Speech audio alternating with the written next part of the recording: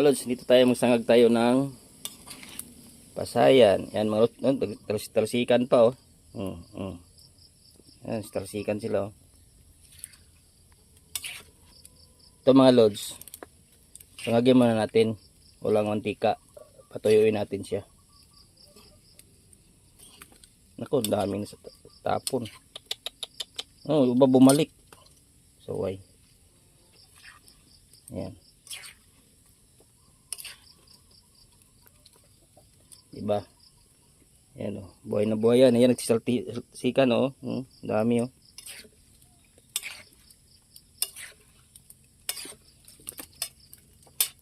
Ubos na yata ito sa katatalon sila. Tapawan natin. Pan. Ubos. O, nagkalat mga lods o. So yata kayo ihawin o. Ihawin ko kayo.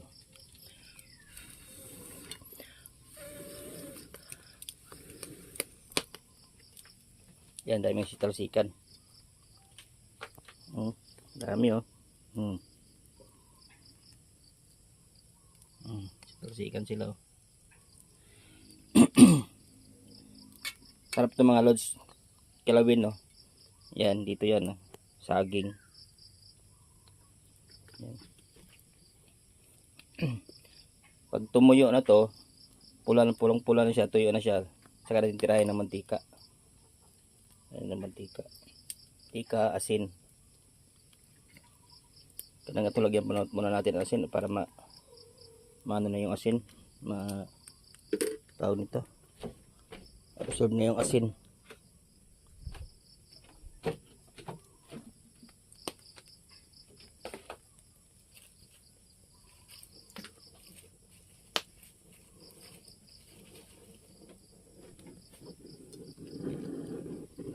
Natin buksan kasi sa talsikan naman sila pagbuksan.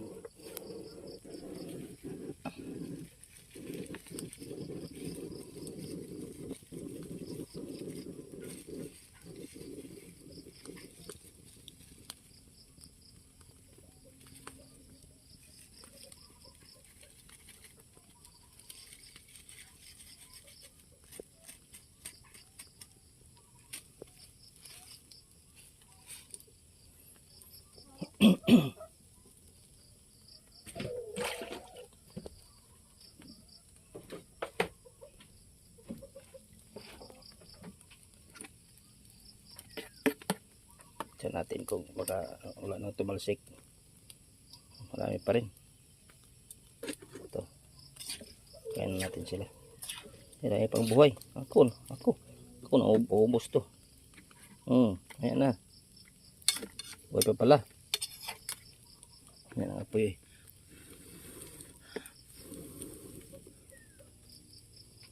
Ang amoy ng iba mga lods na ano sila, naihaw. Dami nagkalat to.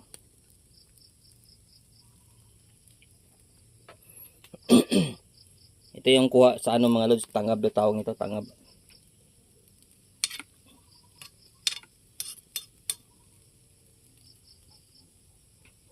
Ayan. Buksan natin kung buhay pa ba. Marami pa.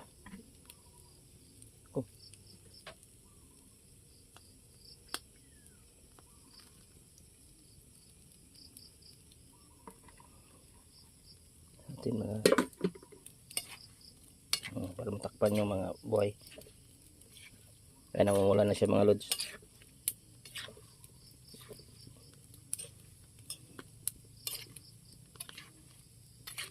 Yan, namumula na. So, may mga buhay pa rin no. Dahil pag tumatalon.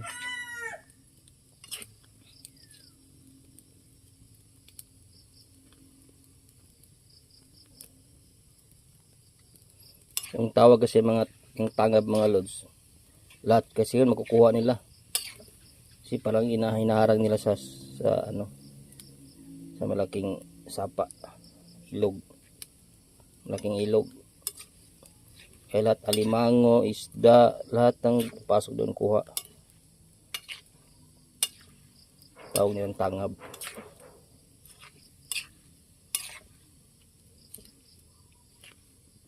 panoorin nyo sa next vlog natin kung paano nila to inarbis.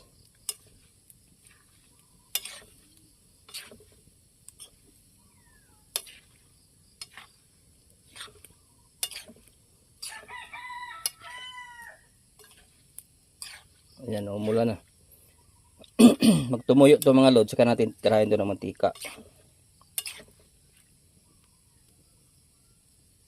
Tapos pag luto na siya, gawin naman natin ito.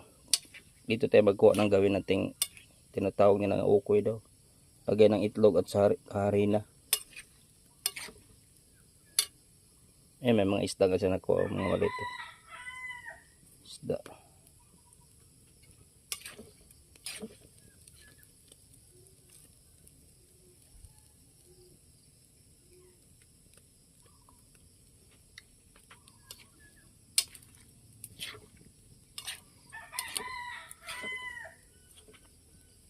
Sa mata. Sok.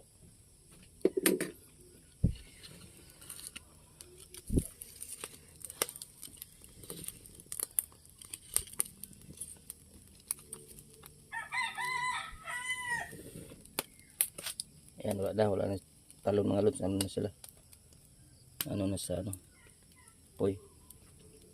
Yan, ang daming na sayang. Oh.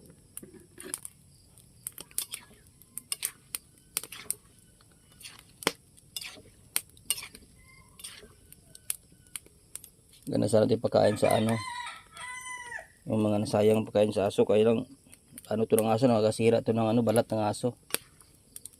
Pagkain mo sa aso to. Yan.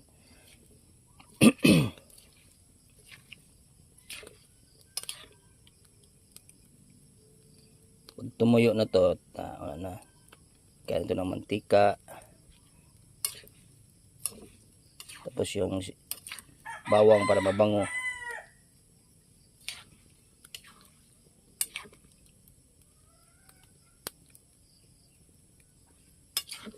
Ito mga lods, bibilihin mo to, ano to yung per kilo nito? 80, may 50, may 80 ang per kilo niya.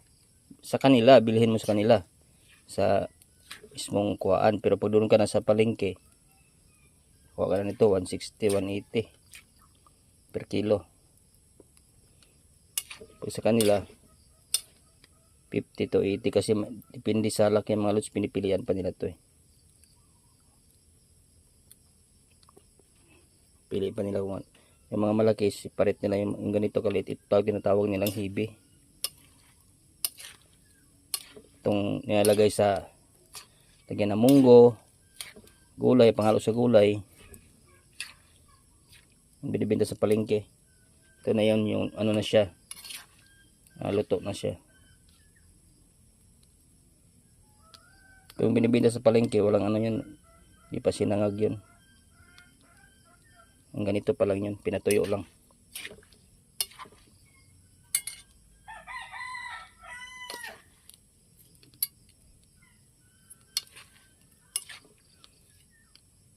Ayan.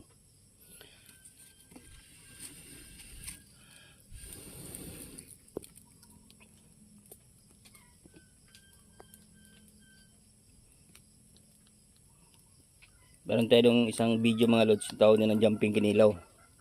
Ginawa natin. Jumping kinilaw. Kasi tumatalon pa niya sa umusuka.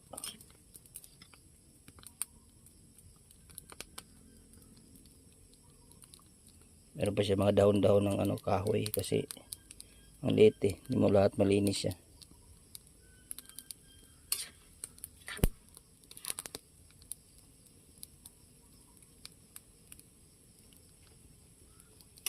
Yan, pulang-pula na mga lods oh.